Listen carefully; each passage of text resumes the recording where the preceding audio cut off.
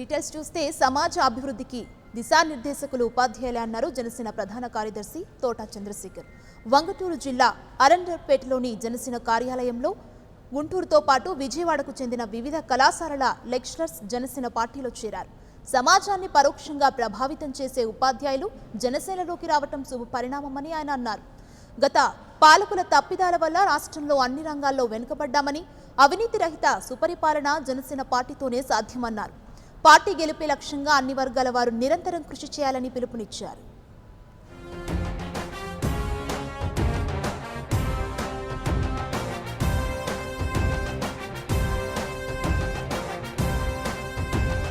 జనం కొరకు జనం చేత జనమే నిర్మించిన ఎంతో గమనించుకొని విజయవాడ నుంచి ధన్యవాదాలు తెలియజేస్తున్నాను. మీ అందరి ఆసక్తి చూస్తుంటే నాకు చాలా గర్వంగా ఉంది. ఎందుకంటే మీరు కమిట్మెంట్తో నేను దొరికి పవన్ కళ్యాణ్ గారిని కలవలేదు అని చెప్తున్నాను. పవన్ కళ్యాణ్ గారిని కలవకుండా గత కొన్ని సంవత్సరాలుగా జనసేన గురించి మీరు స్ప్రెడ్ చేయటం, నెట్వర్కింగ్ చేయటం, జనసేన పార్టీ అసెంబ్లీ ముందుకు తీసుకోవడం, లెక్చరర్స్ గా మీకు బాధ్యతలు నిర్వహిస్తూ ఒక ప్యాషన్తో మనం ఒక గోల్ని అచీవ్ చేయాలి.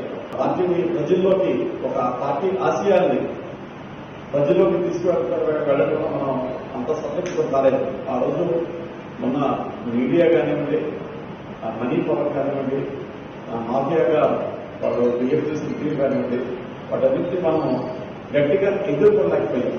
దానివల్ల పార్టీని ఎదగకుండా వాళ్ళు చేశారు.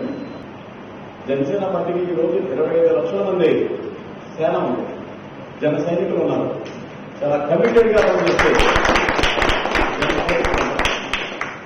వాళ్ళు ఎటువంటి ప్రోత్సాహం లేకపోయినప్పటికీ, లీడర్షిప్ లేకపోయినప్పటికీ, వాళ్ళని వెన్ను తట్టేవాళ్ళు లేకపోయినప్పటికీ ప్రతి వాళ్ళు సెల్ఫ్ మోటివేటింగ్ చేసుకుంటూ పార్టీని ముందుకు తీసుకెళ్తున్నారు.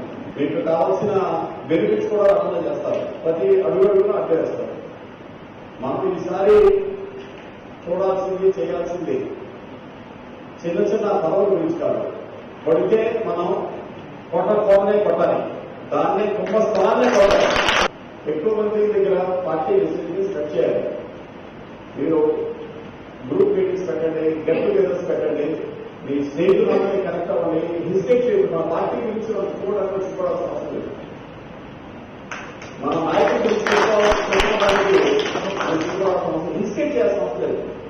సంపాదించాల్సిన అవసరం లేదు.